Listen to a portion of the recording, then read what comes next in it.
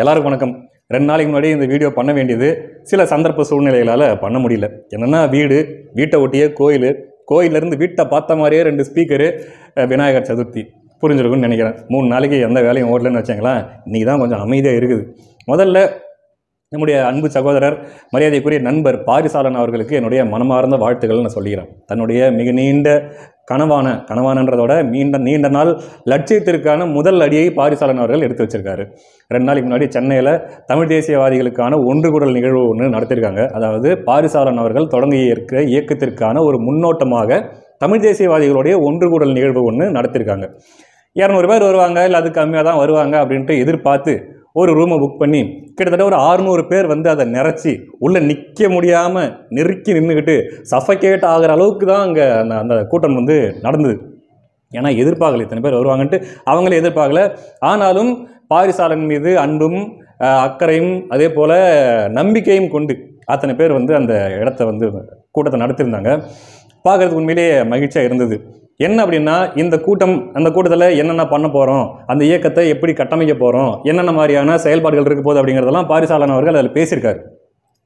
பாரிசாலன் அவர்கள் இயக்கம் தொடங்குறாரு அப்படின்ற பேச்சு அடிபடும் போது முதலில் ஏற்பட்ட கேள்வி, பொதுவாக மற்றவர்களிடமாக இருக்கட்டும் அல்லது நம்ம வருண் கூட போயிட்டு ஒரு இன்டர்வியூ கொடுக்கும்போது அந்த இன்டர்வியூ எடுக்கிற நபர் கூட கேட்ட கேள்வி என்ன அப்படின்னா, பாரிசாலன் அவர்கள் நாம் தமிழர் கட்சிக்கு எதிராக தன்னுடைய இயக்கத்தை தொடங்குகிறாரா, நாம் தமிழர் கட்சிக்கு சேலஞ்சு பண்ணும் விதமாக ரைவலாக ஒரு இயக்கம் தொடங்குறாரா அப்படிங்கிற மாதிரியான கேள்விகள் தான் கேட்கப்பட்டது. முதல்ல அந்த கேள்விகள் கேட்கப்பட்டதுக்கான காரணம் என்ன அப்படின்னா, சில இடங்களில் நாம் தமிழர் கட்சி இந்தந்த இடங்களெல்லாம் தவறு செய்கிறது அப்படின்ட்டு தான் கருதுகிற சில விஷயங்களை விமர்சனமாக சுட்டி காட்டியிருக்கிறார் பாரிசாலன் அவர்கள். 1.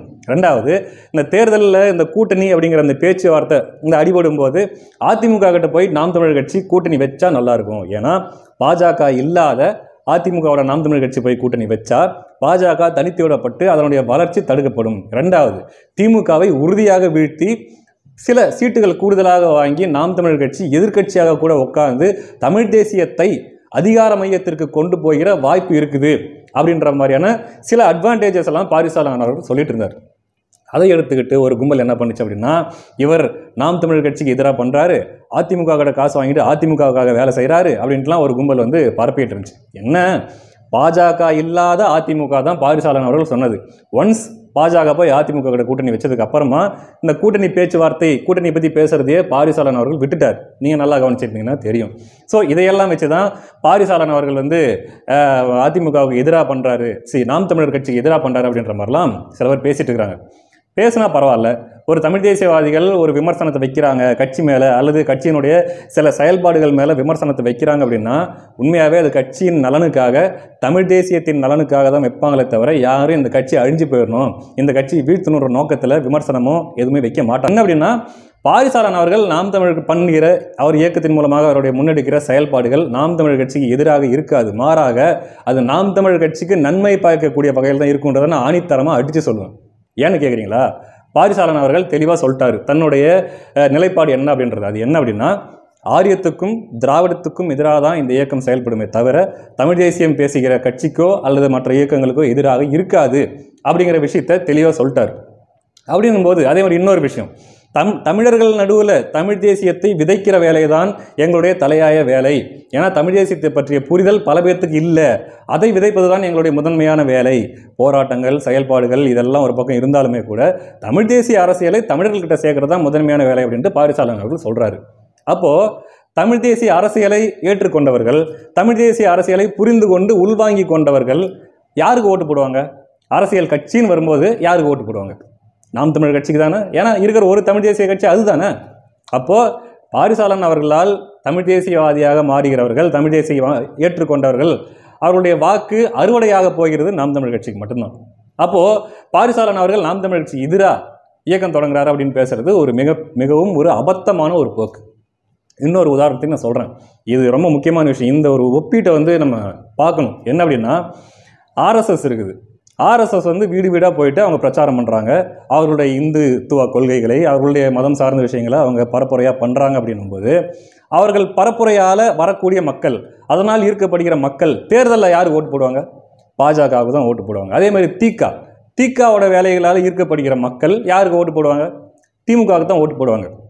அதே மாதிரி தான் இங்கே பாரிசாலன் அவர்களும் அவருடைய இயக்கமும் அவர்களுடைய வேலையால் தமிழ் தேசியம் பக்கம் இருக்கப்படுற மக்கள் தமிழ் தேசியத்துக்கு தான் ஓட்டு போடுவாங்க. ஆனால் இதில் இருக்கிற முரண் என்ன தெரியுமா, சிக்கல் என்ன தெரியுமா, ஆர்எஸ்எஸ் வந்து பேசுகிற அதே வேலையை, அதாவது அந்த ஃபோர்ஸ்ஃபுல்லாக அந்த இந்துத்துவத்தை பாஜக பேசாது. இங்கே தீகா பிலோ தி பெல்ட் போயிட்டு ஒரு மதத்தை போய் அட்டாக் பண்ணுறதும், அவர் இந்த மதத்தை சார்ந்தவர்களை வந்து புண்படுத்துறதும், ரொம்ப மட்டமாக போயிட்டு விமர்சனம் பண்ணுற வேலையை பண்ணும். ஆனால் திமுக அதை செய்யாது. ஏன்னா அது இவங்க பண்ணுற மாதிரியே திமுக பண்ணால் அது தேர்தல் அரசியலில் அவங்களுக்கு நெகட்டிவாக போயிடும். அதே மாதிரி ஆர்எஸ்எஸ் பண்ணுறதையே பிஜேபி பண்ணால் அது நெகட்டிவாக போகும். ஆனாலும் கூட பாருங்கள், பிஜேபி வந்து ஆர்எஸ்எஸை போய் கடிக்கிறதோ அல்லது திமுக போய் திகாவை கடிக்கிறதோ பண்ணாது. மாறாக அவங்க செய்கிற வேலை செய்ய விட்டு வேடிக்கை பார்க்கும். ஏன்னா அதனால் பலன் அடைகிறது அவங்க தான். ஆனால் இங்கே எடுத்துக்கிட்டிங்கன்னா தமிழ் தேசிய அரசியல் எடுத்துக்கிட்டால் சில விஷயங்களை நாம் தமிழர் கட்சி எல்லாத்தையும் வெளிப்படையாக பேச முடியாதுன்றதை ஒத்துக்கிறோம். சில விஷயங்களில் வந்து கொஞ்சம் அப்படி பூசணாவடி பேசினா தான் அரசியலில் நம்ம சஸ்டெயின் பண்ண முடியும். பெரிய பெரிய கான்ட்ரவர்சி, பெரிய பெரிய விஷயத்துக்குலாம் சிக்கிற மாதிரி நம்ம பண்ணக்கூடாது. அப்படின்னும்போது மற்ற தமிழ் தேசியவாதிகள், கட்சி சாராத தமிழ் தேசியவாதிகள் சில விஷயத்தை உடச்சி பேசித்தான் ஆகணும். ஏன்னா முழுமையான புரிதல் தமிழர்களுக்குள்ளே வரணும்னா சில விஷயத்தை மறைக்காமல் உடச்சி பேசித்தான் ஆகணும். ஒரு உதாரணத்துக்கு சொல்லணும் அப்படின்னா, யார் யாரெல்லாம் தமிழர் அப்படின்ற கேள்விக்கு சரியான வரையறையை பாரிசாலன் அவர்கள் சொல்கிறாரு. யாரெல்லாம் தமிழை தாய்மொழியாக கொண்ட தமிழ் குடிகளில் பிறக்கிறார்களோ அவர்களெல்லாம் தான் தமிழர்கள் அப்படின்றத சொல்ல வேண்டிய கட்டாயம் இருக்குது. அப்போ தான் ஒரு முழுமையான புரிதல் வரும். அப்படி அவங்க சொல்லும்போது குறைஞ்சபட்சம் நாம் தமிழ் கட்சியை சேர்ந்தவர்கள் சரி பேசட்டும் அப்படின்னு விட்டுறணும். அதை விட்டு போய் அவங்களை எதிர்க்கிறது மூலமாக எதுக்கு இது? இப்போ பிஜேபி போய் நான் ஆர்எஸ்எஸ் கடிக்குதா, திக போய் திமுகவை கடிக்குதா? இல்லை. அதனால் வர லாபத்தை அவங்க அனுபவிச்சுக்கிறாங்கல்ல. அப்போது இங்கே மட்டும் அந்த முரண் மட்டும் எதனால் வருது? யார் அந்த மாதிரி ஒரு அப்படி தமிழ் தேசியம் பேசக்கூடியவர்களுக்கு எதிராக நாம் தமிழ் கட்சியை உள்ளேருந்து கிளப்பி விடுற ஆளுங்க யார்? விட்டுருங்க. உங்களால் பேச முடியாத அல்லது நீங்கள் பேசுகிறதுக்கு சங்கடப்படுற சில விஷயங்களை அவங்க பேசுகிறாங்கன்னா பேசட்டும். பேசி தமிழர்களுக்கு ஒரு புரிதலை ஏற்படுத்தட்டும். அப்படி ஒரு புரிதலை ஏற்படுத்திட்டா தமிழ் தேசியத்தை அவங்க விதைக்கும் போது அதன் அறுவடையை நீங்கள் தானே அறுவடை பண்ண போகிறீங்க. அப்புறம் எதுக்கு போய் அவங்கள எதிர்த்துக்கிட்டு அப்படிங்கிறது தான் இந்த கேள்வி. இதை முதல்ல நம்ம புரிஞ்சுக்கணும். ஆர்எஸ்எஸ்க்கும் பாஜகவுக்கும் இருக்கிற ஒற்றுமை, திகாவுக்கும் திமுகவுக்கும் இருக்கிற ஒற்றுமை, நாம் தமிழர் கட்சிக்கும் மற்ற தமிழ் தேசிய இயக்கங்களுக்கும் இருந்தால் மட்டும்தான் தமிழ் தேசியத்தை விரிவடைய பண்ண முடியுமே தவிர, இல்லைனா இது இப்படியே தான் குழப்பிட்டு கிடக்கும். அதனால் இந்த ஒரு விஷயத்தை தமிழ் தேசியவாதிகள் கட்டாயமாக புரிஞ்சுக்கணும். ஒன்று. ரெண்டாவது வந்து பாரி அவர்கள் தெளிவாக சொல்லிட்டாரு, எப்படிலாம் நான் கட்டமைக்க போகிறேன் என்னுடைய இயக்கத்தை அப்படிங்கிறது. அதாவது இந்த ஒழுங்கு நடவடிக்கை குழு, அதே மாதிரி இந்த ஏதாவது ஒரு பிரச்சனை வருதுன்னா அந்த பிரச்சனையை சரி பண்ணுறதுக்குன்னு ஒரு குழு, இதெல்லாம் பண்ண போகிறேன் அப்படிங்கிறத பாரிசாலன் அவர்கள் சொல்லியிருக்காரு. கொஞ்சம் சின்ன கூட்டமாக இருக்கும்போது அதை ஆர்கனைஸ் பண்ணுறது ஈஸி தான். ரொம்ப அது பெருங்கூட்டமாக போகும்போது ஆர்கனைஸ் பண்ணுறதுல சில சிக்கல்கள், சில விஷயங்கள்லாம் இருக்கும். அதையெல்லாம் பாரிசாலன் அவர்கள் எப்படி சமாளிக்க போகிறார் அப்படிங்கிறத நம்ம பொறுத்திருந்து தான் பார்க்கணும். நேற்று கிஷோர் கேசாமி அவர்களுடைய வீடியோ கூட பார்த்தேன், இடம்பலமில் ரொம்ப அழகாக பேசியிருந்தார் இந்த பாரிசாலன் அவர்களுடைய இயக்கத்தை பற்றி. அதில் எந்த மாதிரியான சவால்களை எல்லாம் பாரிசாலன் சந்திக்க வேண்டியிருக்குதுன்றதை பற்றிலாம் விளக்கமாக பேசியிருந்தார். அது எல்லாமே பாரிசாலன் அவர்கள் கன்சிடர் பண்ணுவார்னு நினைக்கிறேன்.